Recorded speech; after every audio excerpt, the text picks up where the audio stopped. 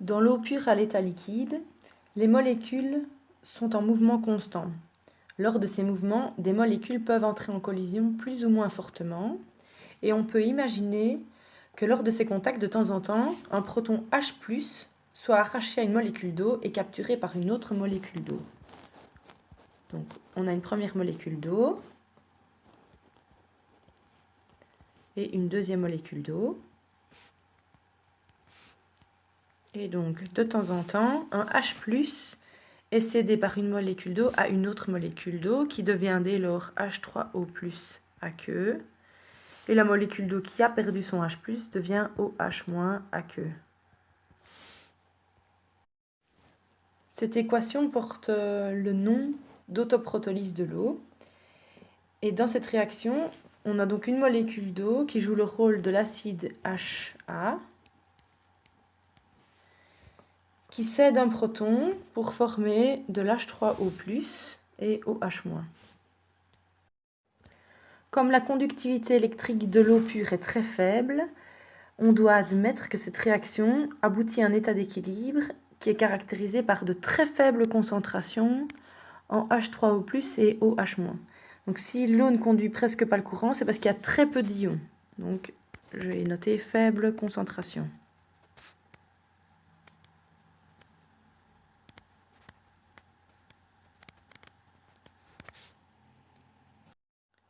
Cette réaction d'autoprotolyse de l'eau, elle est caractérisée par une constante d'équilibre qu'on va appeler la constante d'autoprotolyse de l'eau. Donc cette constante, c'est Kc. Alors ça, l'année dernière, tu as appris à écrire les constantes d'équilibre quand tu as une réaction justement à l'état d'équilibre. C'est caractérisé par la double flèche. Donc c'est le produit de la concentration des produits, donc H3O+ fois OH-. Donc c'est les produits sur les réactifs. Et si on a des exposants, on les met en coefficient. Donc H2O, il est présent deux fois, donc ceci, ça fait 2H2O.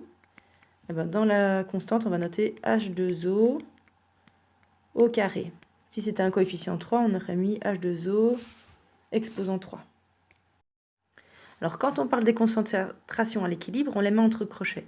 Donc la concentration en H2O à l'équilibre, c'est comme ceci. Et elle est presque la même que la concentration initiale en H2O. Et donc la concentration initiale en H2O, on met toujours un grand C. Alors pourquoi est-ce qu'elle est presque la même? Parce qu'on a des faibles concentrations en ions, comme ceci. Ça veut dire qu'il y a très peu d'ions qui ont été formés, et donc que tout l'H2O de départ, il est presque resté sous forme de départ. Donc, par rapport à ce que j'ai noté ici en vert, donc avec les concentrations à l'équilibre et au départ qui sont presque identiques, ben, j'ai introduit ça dans mon expression de Kc, et donc j'ai remplacé la concentration à l'équilibre de H2O par la concentration initiale de H2O. Et je remets bien tout ça au carré.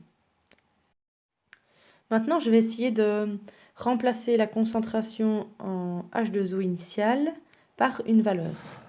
Alors, pour ceci, je vais d'abord chercher le nombre de moles, puisque je sais que la concentration c'est N sur V, donc je vais chercher le nombre de moles d'H2O. Il me faut la masse sur la masse molaire. Alors, je vais choisir 1 kg, donc 1000 grammes. La masse molaire pour H2O, H c'est 1 et O c'est 16, donc ça va faire 18. Et je vais donc avoir 55,5 moles. Alors, j'ai dit que j'avais pris 1 kg d'eau. Et le volume, ça va être 1 litre. Donc la concentration en H2O, ça va être 55,5 sur 1. Donc 55,5 moles par litre.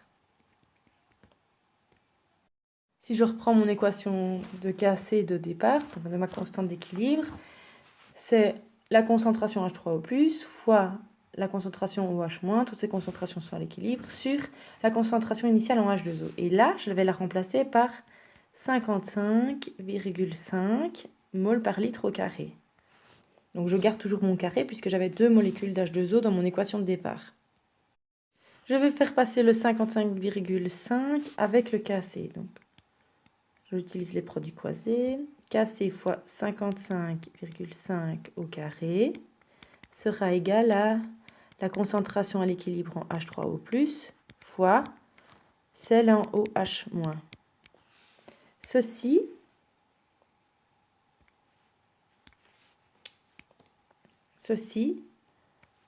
doit avoir une valeur de constante, puisque K c'est une constante, et 55,5 ne varie pas non plus. Donc, ce produit-ci, on va l'appeler le produit ionique de l'eau. On va remplacer par KW. Produit ionique de l'eau. KW est le produit ionique de l'eau, et voici son équation. C'est H3O+, concentration à l'équilibre, fois la concentration à l'équilibre de OH-. On voit que ce produit ionique, KW, dans l'eau pure, il varie en fonction de la température. Donc si on regarde le tableau, on peut faire deux remarques. La première, c'est que KW augmente, donc la valeur de KW augmente, quand la température augmente.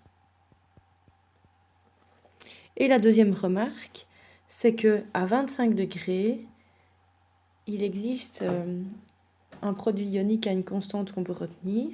Donc c'est qu'à 25 degrés, KW, le produit ionique, il est égal à 1 fois 10 exposant moins 14. Donc 10 exposant moins 14.